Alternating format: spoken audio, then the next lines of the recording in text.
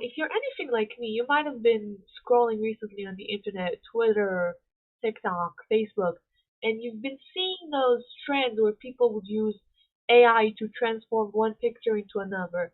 On TikTok, there's those filters that can transform you into Avatar style, uh, Harry Potter, how would you look like that? How would you look like that?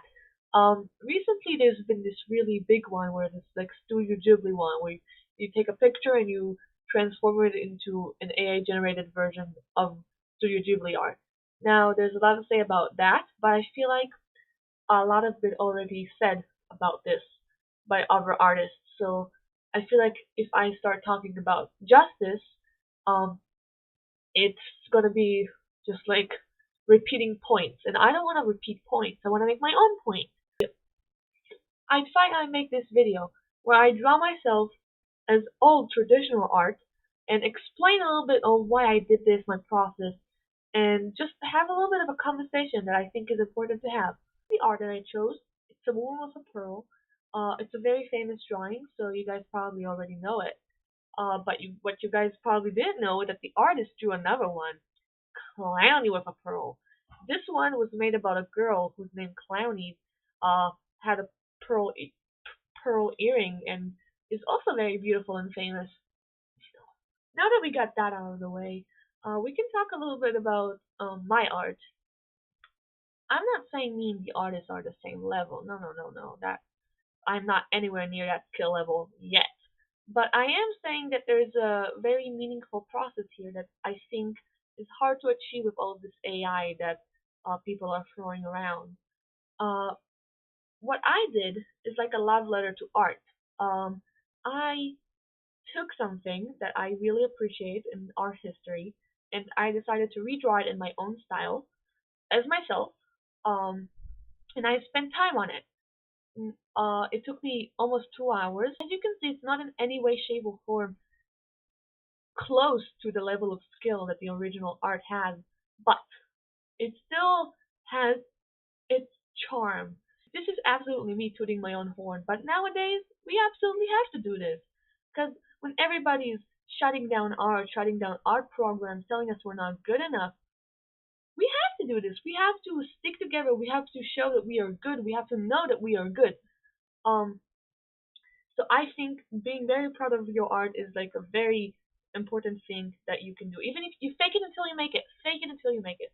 So I feel like in my case, it's half faking it, half knowing that I am good. Because when I look at my older art, I go, wow, I didn't know what I was doing at all. But when I was making it, I was like, shit, this looks just exactly like me, and this it's the best. I'm so proud of this.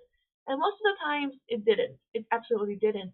My nose was too big. It's like sometimes it was a completely different nose than what I have. But I was having fun, and I was learning quite a lot while doing this. And most importantly, I was drawing myself, which is something I was very scared to do for a while, for a couple of years. I've been drawing for 6 years. In the first 3 years, I was absolutely um avoiding doing it at all costs. I made Clowny Worm because I didn't want to draw myself so badly. Art is about the process. When you just let something else do the process, it loses everything. When I look at an artist on Twitter posting their art, I immediately think, wow, how many tries did they have to get that nose? How many different mouths? How many different ears? How many different hands did they have to draw for this to look like that?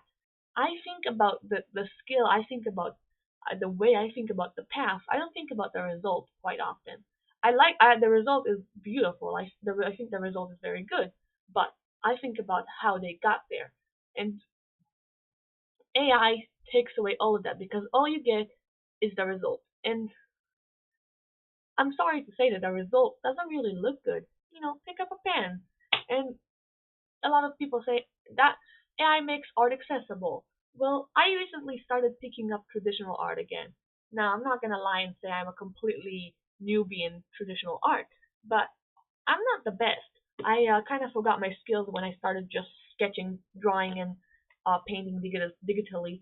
But I think that by doing this, by practicing, by picking up a pen and drawing almost every day I'm getting much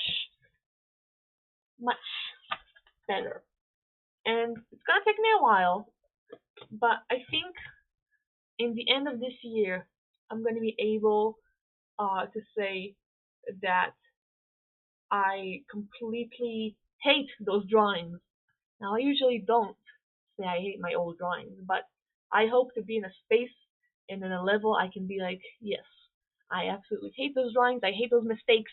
Why did I make them? When I'm saying hating, I mean I don't really mean hating because I can never hate my old art, but um, I hope to be in a completely different level of skill because I worked so hard on these.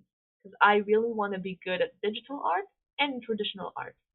So it's gonna take a while. It's gonna be horrible because traditional art really is really hard for me. I struggle with it so much. Every time I draw and paint, I have a meltdown. It's really hard, but it's worth it. It's really worth it because even if I'm not having fun at the moment, I know that in the end I'm gonna look at this and be like, I learned so much.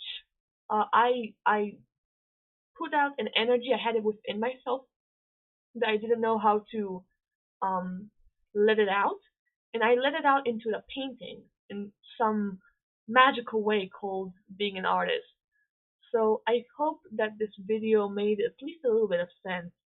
Um, I hope you guys enjoyed. Subscribe if you would like to. I make quite a lot of art videos as well as gaming videos, and I'm pretty cool. So I hope you guys enjoyed. Bye!